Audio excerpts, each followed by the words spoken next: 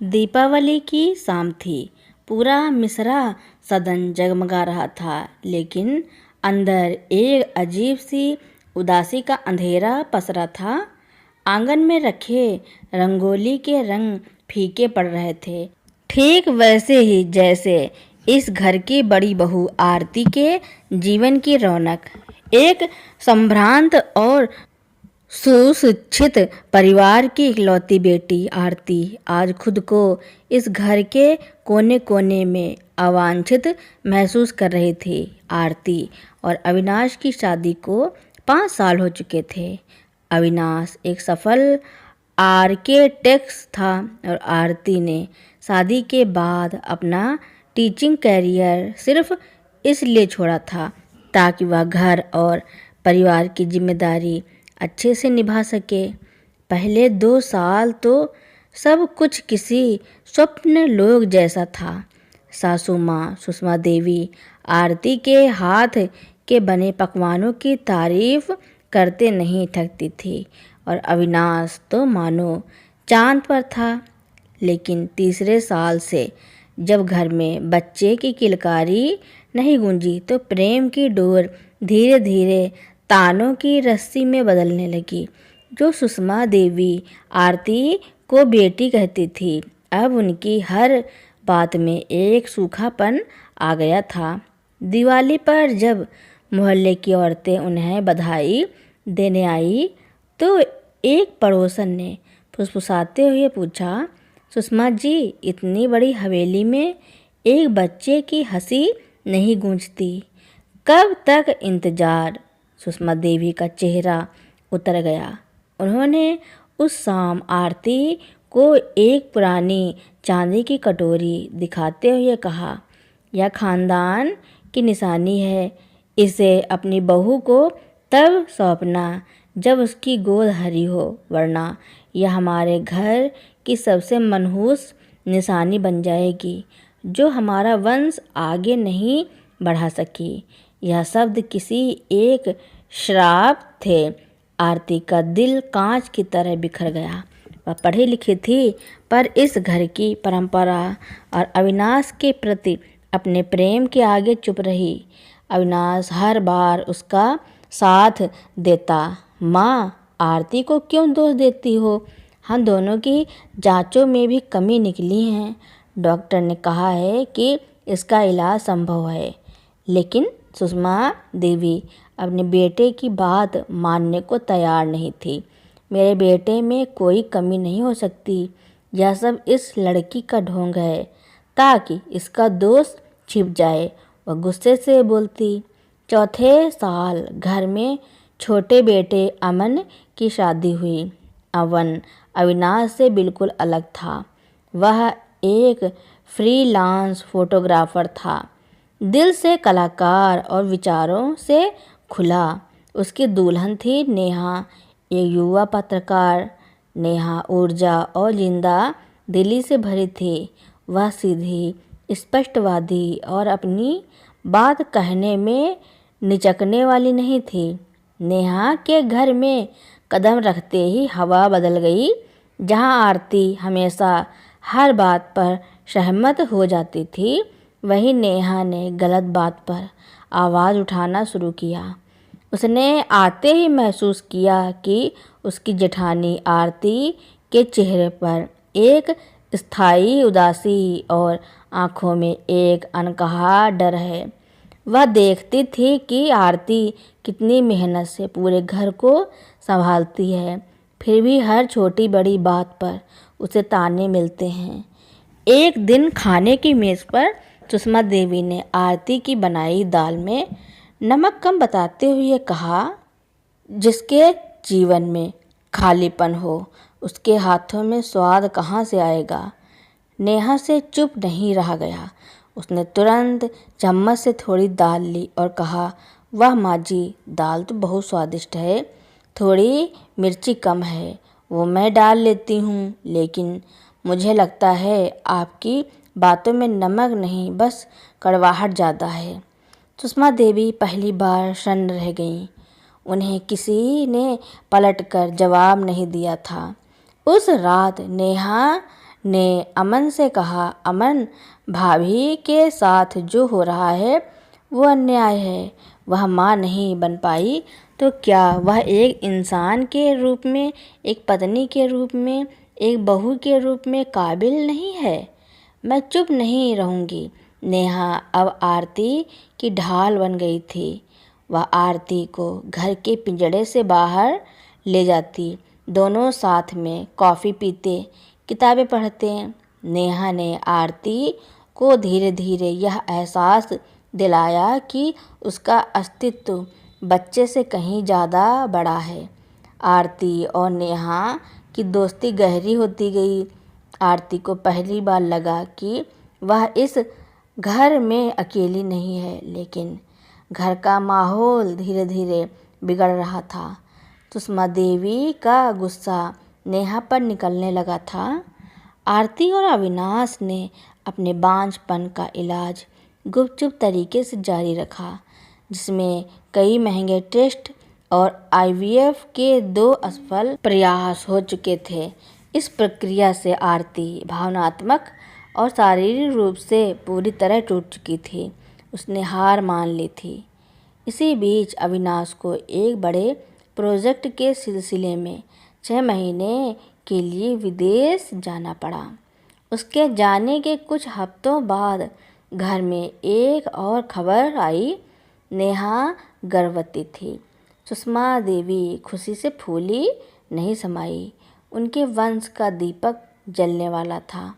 उन्होंने तुरंत आरती को ताना मारा, देखा आरती, वंश आगे बढ़ाने का दम तो असल खून में होता है। तूने कोशिश की पर किस्मत तो अच्छी बहुओं का साथ देती है। आरती ने एक सूखी मुस्कान के साथ नेहा को गले लगाया। उसकी आंखें नम थी, पर वह खुद को मजबूत बनाए रखने की कोशिश कर रही थी। नेहा को अपनी खुशी पर अपराध बोध हो रहा था। उसने देखा कि आरती का दर्द कितना गहरा है। एक रात नेहा ने अमन से बैठकर बात की। अमन, मुझे लगता है यह बच्चा इस घर की खुशियाँ वापस ला सकता है, लेकिन तभी जब यह किसी और का हो। अमन हैरान रह गया। नेहा, यह तुम क्या कह रही हो? किसका हो? भाभी का, नेहा ने दृढ़ता से कहा। उन्होंने अपना कैरियर, अपनी हंसी, सब कुछ इस घर के लिए कुर्बान कर दिया। उनके पास प्यार का अथाह भंडार है। मैं नहीं चाहती कि मेरा बच्चा उस खालीपन में बड़ा हो जो इस घर में बच्चों के ना होने से आया है। मैं चाहती हूँ कि आरती भाभी इस बच्चे की माँ बने। अमन तो पहले तो गुस्सा आया, पर फिर उसने अपनी पत्नी की आंखों में एक निस्वार्थ प्रेम देखा। उसने कहा, तुम जो कह रही हो वह अविश्वसनीय है, पर मैं जानता हूँ तुम सही हो। भाभी से बेहतर माँ कोई नहीं बन सकता। अगली सुबह नेहा और अमन ने सुषमा देवी को बताया कि वे बच्चे को कानूनी तौर पर आरती और अविनाश को सौंपना चाहते हैं। सुषमा देवी चीख पड़ी, ये कभी नहीं हो सकता। यह मेरा पोता है, मेरे खानदान का वारिस। मैं इसे किसी बांझ के हाथ में नहीं दूंगी। नेहा ने अपनी सास की आंखों में आंखें डालकर देखा। उसकी आवाज़ में वह आत्मविश्वास था जिसने उसे पत्रकार बनाया था। ठीक है माँ जी, अगर आपको लगता है कि भाभी बांझ है तो इस बच्चे को पाल नहीं सकती, तो फिर यह बच्चा इस दुनिया में आएगा ही नहीं। मैं इसे जन्म ही नहीं दूंगी। यह मेरी अंतिम शर्त है। वारिस चाहिए तो सिर्फ आरती भाभी की गोद में जाएगा। फैसला आपका। नेहा के इस ब्रह्मास्त्र से सुषमा देवी के पांव तले जमीन खिसक गई। उनके सामने उनका वंश और उनकी जिद थी। अंत में वंश की आशा ने उनकी सारी नफरत को हरा दिया। ठीक है, उन्होंने हार मानते हुए कहा, पर यह बात आरती को पता नहीं चलनी चाहिए। वह सिर्फ एक चाची बनकर रहेगी, माँ नहीं। समाज क्या कहेगा? नेहा ने सिर हिलाया। समाज को जो कहना है कहे, सच्चाई एक दिन खुद ही बाहर आ जाएगी। मैं चाची नहीं, माँ हूँ। प्रसव के बाद अस्पताल के कमरे में तनाव था। जब नर्स नेहा के नवजात बेटे को लेकर कमरे में आई तो सुषमा देवी आगे बढ़ी। तभी नेहा ने धीरे से कहा, भाभी अंदर आइए। आरती डरते हुए अंदर आई। वह दूर खड़ी थी। नेहा ने बच्चे को उठाया, उसकी आंखों में देखा और फिर प्यार से उस बच्चे को आरती की सूनी गोद में रख दिया। भाभी, नेहा ने भर्राए गले से कहा, मैंने अपना वादा निभाया। यह बच्चा आज से आपका है। यह मैंने नहीं, आपने जन्म दिया है। आपके ममता मैं दिल से। आरती ने बच्चे को सीने से लगाया। एक लंबी, बरसों से दबी सिसकी उसकी आत्मा से निकली। वह उस बच्चे की महक को अपनी सांसों में भर रही थी। मेरा बच्चा, उसने फुसफुसाते हुए कहा। तभी सुषमा देवी, जो अब तक स्तब्ध थी, गुस्से में दहाड़ी, नेहा, तुम मेरी बात भूल गई? समाज क्या कहेगा? यह चाची रहेगी। आरती ने नवजात शिशु को अपनी छाती से लगाए रखा। उसने पहली बार अपनी सास की आंखों में देखा।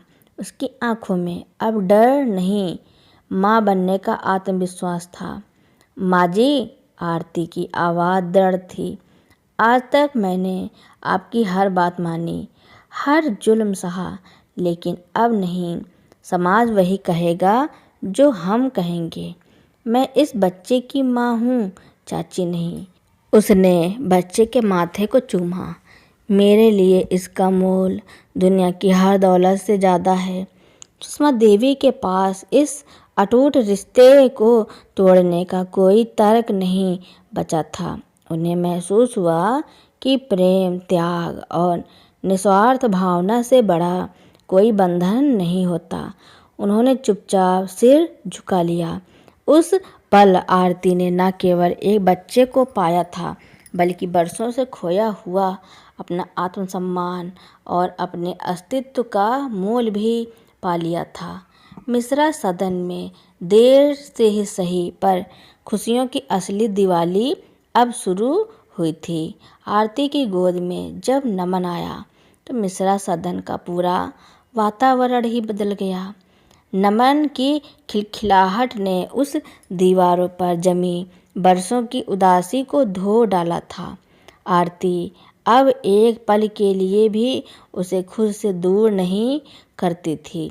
माँ बनने की तृप्ति उसके चेहरे पर एक ऐसी आभा लेकर आई थी जिसने उसकी खूबसूरती को कई गुना बढ़ा दिया था।